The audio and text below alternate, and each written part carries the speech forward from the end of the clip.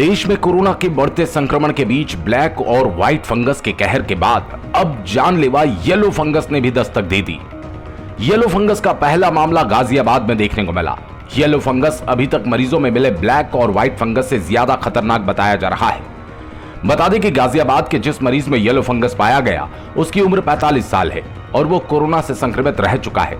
इसके साथ ही वो डायबिटीज से भी पीड़ित है।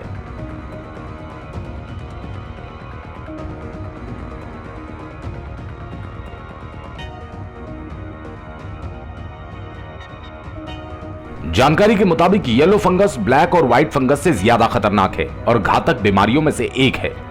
येलो फंगस पहले शरीर को अंदर से कमजोर करता है।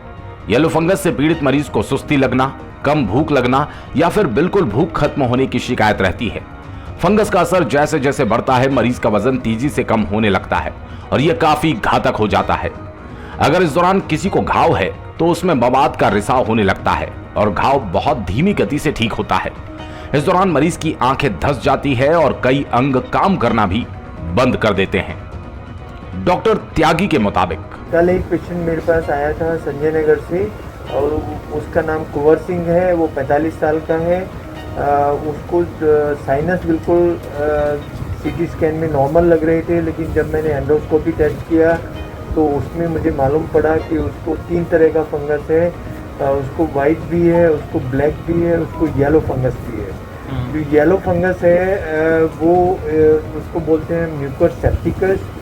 ये रेप्टाइल्स में मिलता है, जैसे छिपकली वगैरह इन सब में मिलता है। ये फर्स्ट टाइम मैंने ह्यूमन में देखा है अपने पूरे कैरियर में, और इसका कोई भी किसी जर्नल में कहीं कोई रेफरेंस नहीं है। सिर्फ एक चीज़ है कि इसको एम्फोटेरिसिन इंजेक्शन ठीक कर सकता है, लेकिन ठीक होने के बाद इसका घाव भरने में समय लगता है as compare to white and black fungus. वहीं दूसरी ओर मरीज के तीमारदार के मुताबिक पिछले 2 महीने से मरीज का कोरोना का इलाज चल रहा था और मरीज रिकवर भी कर रहा था, मगर पिछले 4 दिन से एक तरफ सूजन आनी शुरू हुई और खून आने लगा।